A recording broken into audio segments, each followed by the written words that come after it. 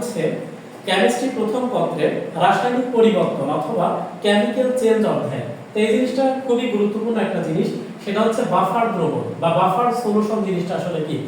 তো দেখো, যে দ্রবণে সামান্য পরিমাণ অ্যাসিড অথবা ক্ষার যোগ করলে পিএইচ এর মানের কোনো পরিবর্তন ঘটে না তাকে বাফার দ্রবণ বলা হয়। অর্থাৎ বাফার দ্রবণ হচ্ছে এমন একটা দ্রবণ যে দ্রবণে তুমি সামান্য পরিমাণ অ্যাসিড অথবা ক্ষার যোগ করবা, যোগ করার পরও পিএইচ এর মানের কোনো পরিবর্তন পাবা না, সেটাকে অ্যাকচুয়ালি বাফার দ্রবণ বলবা। তো এরপরে খেয়াল করে এখানে আছে বাফার ক্রিয়া। তো বাফার ক্রিয়া, তো বাফার দ্রবণে সামান্য পরিমাণ অ্যাসিড অথবা ক্ষার যোগ করার পরও পিএইচ এর মান পরিবর্তিত রাখার ক্ষমতাকে কিন্তু বাফার ক্রিয়া বলা হয়। অর্থাৎ তুমি একটা বাফার দ্রবণে সামান্য পরিমাণ অ্যাসিড অথবা ক্ষার, এই যে সামান্য পরিমাণ, এই কথাটা কিন্তু খুবই গুরুত্বপূর্ণ, অর্থাৎ বেশি কিন্তু অ্যাড করা যাবে না। এখানে সামান্য পরিমাণ অ্যাসিড অথবা ক্ষার যোগ করবা, করার পর দেখবা যে কারণে বা যে ক্রিয়া কৌশলের কারণে তোমার পিএইচ এর মান অপরিবর্তিত থাকে সেটাকে মূলত বাফার ক্রিয়া বলা হয় বা বাফার ক্ষমতা বলে। ঠিক আছে, এই জিনিসটা আর কি। এরপর লক্ষ্য করো ক্লাসিফিকেশন অফ বাফার সলিউশন, অর্থাৎ বাফার সলিউশন কত প্রকার। তো বাফার দ্রবণকে অ্যাকচুয়ালি দুইটা ভাগে ভাগ করা হয়, একটা হচ্ছে অম্লীয় বাফার দ্রবণ আর একটা হচ্ছে ক্ষারীয় বাফার দ্রবণ। তো দেখো অম্লীয় বাফার দ্রবণটা কি, যে বাফার দ্রবণের পিএইচ এর মান 7 অপেক্ষা কম তাকে অম্লীয় বাফার দ্রবণ বলা হয়। অর্থাৎ তুমি অম্লীয় বাফার দ্রবণ বলবা যার পিএইচ এর মানটা হবে 7 অপেক্ষায় কম, অর্থাৎ যার পিএইচ এর মানটা হবে 7 অপেক্ষায় কম তাকে অম্লীয় বাফার দ্রবণ বলবা। আর অম্লীয় বাফার দ্রবণটা মূলত তৈরি হয় দুর্বল অ্যাসিড। যেমন দুর্বল অ্যাসিড কি, আমি যদি লিখে দেখো CH3COOH, এটাকে বলা হয় ইথানোয়িক অ্যাসিড।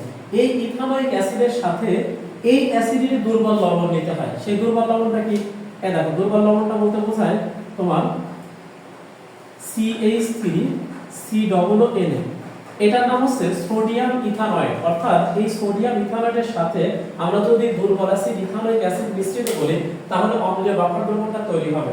তো অ্যাকচুয়ালি এটা কিন্তু একটা সল্ট, ঠিক আছে, এইটা দ্রবণে আংশিক ভাঙে কিন্তু এটা কিন্তু পুরাই ভেঙে পড়বে, কারণ এটা একটা সল্ট, লবণ, লবণটা 100% ডিসোসিয়েশন হয়। তো এখানে একটা জিনিস বিষয় লক্ষ্য করার, এই লবণটা কিন্তু এই অ্যাসিড থেকেই তৈরি হয়। কিভাবে তৈরি হয় সেটা আমি তোমাদের একটু দেখিয়ে দিই। দেখো, যদি আমরা সেটা দেখতে চাই, দেখো অ্যাকচুয়ালি কি কাহিনী হয়। দেখো এখানে এই যে CH3COOH, এই হচ্ছে আমাদের দুর্বল অ্যাসিড। এই দুর্বল অ্যাসিডের সাথে একটা সবল ক্ষারের বিক্রিয়া ঘটানো হয়। সবল ক্ষার বলতে এখানে সোডিয়াম হাইড্রোক্সাইডকে বোঝানো হচ্ছে। তো এটা বিক্রিয়া করে কিভাবে জানো, এই যে এই অ্যাসিডের এখানে কিন্তু দুইটা পার্ট আছে।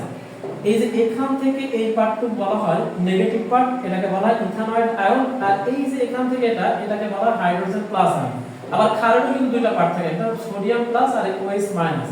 এখন কথা হচ্ছে দেখো এই ইথানয়েড আয়নটা আমার এই সোডিয়ামের সাথে বিক্রিয়া করে, যেহেতু এই পার্টটুকু নেগেটিভ পজিটিভের সাথে বিক্রিয়া করে আমার তৈরি করে ফেলে CH3COONA, এটার নাম হচ্ছে সোডিয়াম ইথানয়েড, এটা হচ্ছে সল্ট। তাহলে দেখো এটা কিন্তু অ্যাকচুয়ালি দুর্বল অ্যাসিডের কিন্তু লবণ। এই দুর্বল অ্যাসিডের লবণ তৈরি করে ফেলে। এবার দেখো এই জায়গায় হাইড্রোজেন প্লাস আয়ন ছিল আর এই দেখো এখানে OH মাইনাস আয়ন ছিল, এরা বিক্রিয়া করে আমার পানি তৈরি করে ফেলে। তো অ্যাকচুয়ালি এভাবে এই লবণটা তৈরি হয়, এই লবণ আর এই অ্যাসিডের মিশ্রণে অম্লীয় বাফার দ্রবণ তৈরি হয়। এরপর লক্ষ্য করো ক্ষারীয় বাফার দ্রবণটা আসলে কি।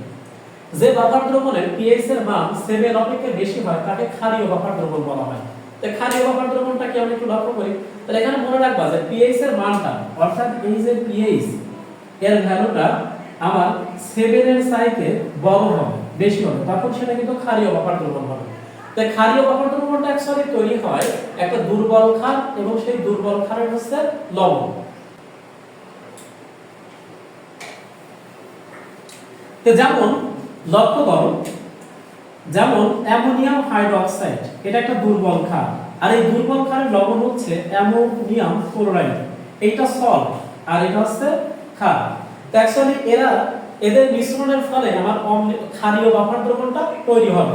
তো এই যে তুমি একটা জিনিস খেয়াল করে দেখো যে আমার এইটা কিন্তু দেখো এইটা যেহেতু দুর্বল ক্ষার, এটা কিন্তু জলীয় দ্রবণে আংশিক বিয়োজিত হবে, অর্থাৎ এটা যেহেতু দুর্বল ক্ষার এই কারণে।